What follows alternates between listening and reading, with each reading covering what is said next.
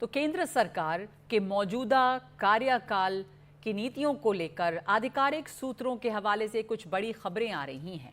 अलग अलग नीतियों को लेकर बड़े संकेत दिए गए हैं। केंद्र की नीतियों को लेकर बड़े संकेत ये मिले हैं कि शायद एक देश एक चुनाव मौजूदा सरकार में होगा। तो मौजूदा सरकार में ये एजेंडा है। नीतिगत फैसलों में बड़ा बदलाव नहीं होगा। नई शिक्षा नीति में बड़े बदलाव हुए हैं। सुरक्षा इंफ्रास्ट्रक्चर की मजबूती पर सरकार का फोकस है। लंबे समय के बाद भारत की मजबूत विदेश नीति स्थापित हुई है। महिला, गरीब, युवा, किसान, इस पर सरकार का फोकस है। जल्द जनगणना शुरू करेगी केंद्र सरकार। जीएसटी में 140 से ज्यादा सुधार हुए हैं। बाहरी और आंतरिक सुरक्षा, औद्योगिक नीति मजबूत हुई है। शिक्षा नीति में बड़े बदलाव।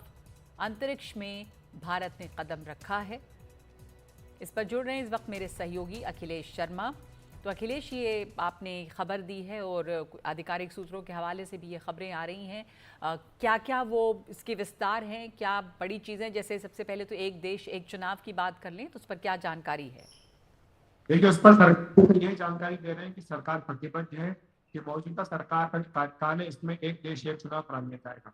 उन्होंने कहा कि हाल ही में जो स्वतंत्रता दिवस पर पीएम मोदी ने राजनीतिक पार्टी से अपना भाषण दिया था, उसमें भी एक देश एक चुनाव की बात कही थी। इसके लिए पूर्व राष्ट्रपति रामनाथ कोविंद की अध्यक्षता में समिति बनाई गई थी। इसने अपनी रिपोर्ट देखी है। माना जा रहा है कि नीति आयोग भी जल्दी ही अपनी रिपोर्ट दे देगा। और उन्होंने कहा कि इस कार्यकाल में एक देश एक चुनाव होगा। बीजेपी ने अपने घोषणा पत्र में भी इसका वादा किया था। जहां तक समान नागरिक संहिता का प्रश्न, पीएम मोदी ने इसका भी जिक्र किया था। कहा था कि सेक्युलर समान संहिता होनी चाहिए। इस पर उन्होंने कहा कि कम से कम 5 बीजेपी शासित राज्य जिन्होंने के लिए कमेटी बनाई है, उत्तराखंड में इसको लागू कर दिया गया है और वहां का जो कानून है उसको अभी तक कोई चुनौती नहीं दी गई है कोर्ट में। और जहां तक 5 राज्यों का सवाल है, 5 राज्यों में इसकी रिपोर्ट जल्दी ही आ जाएगी, जिसके बाद में जो हितधारक है, स्टेक होल्डर्स, उनसे चर्चा की जाएगी और सरकार जल्दी ही उसी दिशा में भी आगे बढ़ेगी। इसी के साथ जनगणना का जहां तक प्रश्न है, अभी तक जनगणना की औपचारिकताएं पूरी नहीं की है। इस पर सूत्रों ने दावा किया है कि जल्दी जनगणना भी शुरू कर दी जाएगी। जब पूछा गया था क्या कास्ट सेंसस की होगी, तो उन्होंने कहा कि इस पर अभी विचार नहीं किया गया, लेकिन सरकार कास्ट सेंसस के खिलाफ नहीं है, ये बात पहले भी कही जा चुकी है। इसके साथ ही ये भी बताया गया कि मोदी सरकार के जो पहले 100 दिन है, इसमें जो पीएम मोदी ने वादा किया था उसके मुताबिक काफी रफ्तार के साथ फैसले हो रहे हैं। 3 गुना अधिक रफ्तार से फैसले किए जा रहे हैं और इसमें लाखों करोड़ रुपए के इंफ्रास्ट्रक्चर परियोजनाओं को पहले 100 दिनों में चाहिए। इसके साथ साथ युवा, किसान, गरीब पर भी खास तौर से फोकस किया गया है। और साथ ही देश में अन्य जो ऐसे क्षेत्र हैं जहां पर अभी तक कई जगह काम नहीं हो पाया था, उन पर भी पहले 100 दिनों में काम किया गया है। बड़ी बात यह है सरकारी सूत्रों के मुताबिक कि जो ये बात कही जा रही थी कि बीजेपी का बहुमत कम हो गया है, बीजेपी बहुमत से पीछे रह गई है, इसके फैसलों में गिनती होगी, नीतियों में परिवर्तन होगा, उन्होंने स्पष्ट रूप से इससे इनकार किया है। कहा है कि जो 2014 से मोदी सरकार का एजेंडा चला आ रहा है वही एजेंडा अब भी है। सरकार की नीतियां वही है। नीति में परिवर्तन जो कुछ मुद्दे आते हैं उनके हिसाब से हो सकता है, लेकिन मोटे तौर पर नीतियां वही हैं और उन्हीं का कंटिन्यूएशन रहेगा। ये स्पष्ट कर दिया गया कि सहयोगी दलों का कोई दबाव नहीं है, क्योंकि सहयोगी दलों के साथ ही सरकार 2014 चलती आई है। उनकी भूमिका बढ़ गई है, लेकिन चाहे लेफ्टिनेंट का मुद्दा हो या अन्य इस तरह के मुद्दे हो, दबाव में आने की कोई बात नहीं, क्योंकि नीतियां वही है और नीतियों को उसी हिसाब से कंटिन्यूएशन चल रहा है। जी अखिलेश, एक बात और इसमें एक पॉइंट था कि नीतिगत फैसलों में बड़ा बदलाव नहीं होगा। क्या मायने इसके, किस तरह के फैसलों? इसमें स्पष्ट तौर पर कहा गया कि चाहे नई शिक्षा नीति हो, जिसमें कि सबसे बातचीत करके फैसला किया गया। उन्होंने यहाँ तक कहा सरकारी सूत्रों ने चुटकी लेते हुए कि देखिए, वामपंथियों ने नई शिक्षा नीति का विरोध नहीं किया, तो ये अपने आप में दिखा था कि किस तरह से व्यापक सहमति के बाद नई शिक्षा नीति बनाई गई थी। इसी तरह से उनका यह भी कहना है कि जो प्रमुख मुद्दे हैं उन पर सरकार की नीतियों में कोई बदलाव नहीं हुआ है। ये इसलिए मुझे लगता है बार बार कहा जा रहा है, इस पर जोर दिया जा रहा है। पिछले कुछ दिनों में, पहले 100 दिनों की अगर बात करें, तो ये कहा गया कि जैसे फैसले इस पर कि मोदी सरकार ने यू टर्न किया, कहना कि ये इसका यू टर्न मत कहिए, कि जहां जहां पर सरकार को लगता है कि जरूरत है विचार विमर्श की, वहां पर सरकार विचार विमर्श करती है, लेकिन दबाव में आने का या युद्ध करने का कोई सवाल नहीं होता है, क्योंकि सरकार वही है। सरकार उसी तरह से काम कर रही है जैसे पिछले 10 साल से करती आई है और आगे भी सरकार वैसे ही काम करेगी। जो सरकार के 3 पॉइंट के मंत्रिमंडल के गठन के समय संदेश दिया गया कि कंटिन्यूटी का संदेश दिया गया, वही संदेश अब भी दिया जा रहा है कि ये सरकार वैसे ही चलेगी। इसमें लोग किसी तरह से ये ना सोचे कि चूंकि बीजेपी की सीटें कम हो गई इसलिए बीजेपी अपनी नीतियां बदल देगी या दबाव में झुकेगी, ऐसा बिल्कुल नहीं।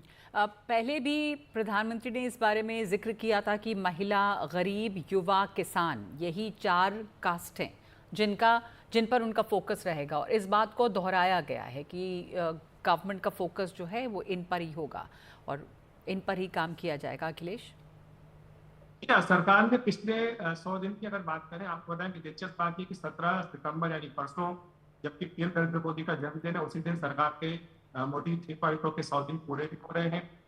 उसके लिए पखवाड़े का एक कार्यक्रम भी चला रही, सेवा सप्ताह पखवाड़ा होगा, इसमें देशभर में कार्यक्रम आयोजित किए जाएंगे और इसमें महिलाओं, युवाओं, किसानों के ऊपर खासतौर से जोर दिया जाएगा, दलितों पर खासतौर से जोर दिया जाएगा।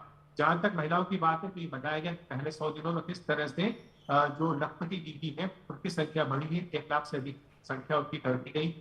बताया है किसानों के लिए किसान सम्मान निधि उसकी 17वीं किस्त पीएम मोदी ने जारी की है अपने पिछले कार्यकाल में, और उन्होंने इसकी तुलना की मनमोहन सिंह सरकार से। जब ये कहा गया था कि मनमोहन सिंह सरकार के वक्त किसानों का कर्जा माफ किया गया था, तो ये टेम्पटिंग कदम था जो चाहती थी मोदी सरकार भी 2014 में कर सकती थी, लेकिन मोदी ने किसानों की हालात में आमूल परिवर्तन करने का फैसला किया और इसके ऊपर देखा कि इनपुट कॉस्ट देखा कि 2.5 एकड़ में 5.5 लाख रुपए साल की इनपुट कॉस्ट आती, तो उसके हिसाब से हर साल 6,000 रुपया देने का फैसला किया गया किसान सम्मान निधि के तौर पर। ये सब्सिडी नहीं है, ये राहत नहीं है, बल्कि किसानों को सशक्त करने के लिए, ताकि उन्हें कर्जा देने के लिए मजबूर न होना पड़े। यही किसानों की बात है। तो स्पष्ट तौर पर ये कहा है कि रोजगार में और नौकरी में फर्क है, ये समझाने की जरूरत है। जब सरकार कहती है कि 11.11 लाख करोड़ रुपया कैपिटल इंफ्रास्ट्रक्चर पे खर्च होगा, कैपिटल इन्फ्रास्ट्रक्चर होगा, इसका मतलब ये हुआ कि सरकार रोजगारों का सृजन कर रही है। इसलिए एमएसएमई में और स्टार्टअप में भी नए इंसेंटिव देने का फैसला किया। एक आखिरी बात, जो यहाँ पे इस सरकार के कार्यकाल में विदेश नीति पर भी काफ़ी फोकस रहा है, तो किस तरह से विदेश नीति भारत की मजबूत हुई है इस बारे में भी कहा गया है। दूसरे की जो आंतरिक सुरक्षा है उस पर भी, उसके बारे में भी क्या कहा गया है इसमें? देखिए, विदेश नीति को लेकर सरकार की नीति बिल्कुल स्पष्ट है।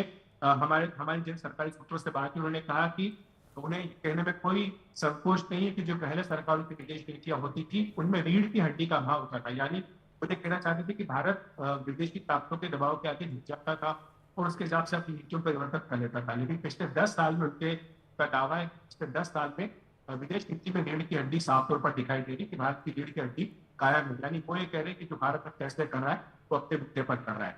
और साथ ही ये भी कहा गया कि जिस तरह से पीएम मोदी ने रूस की पहले और बाद में इंग्लैंड की यात्रा की, अब पूरी दुनिया की नजरें लगी हुई है भारत के ऊपर कि वो किस तरह से इन दोनों के बीच में शांति बहाल करवाता है। तो ये भारत की जो धमक है अंतर्राष्ट्रीय मंच पर वो दिखाता है।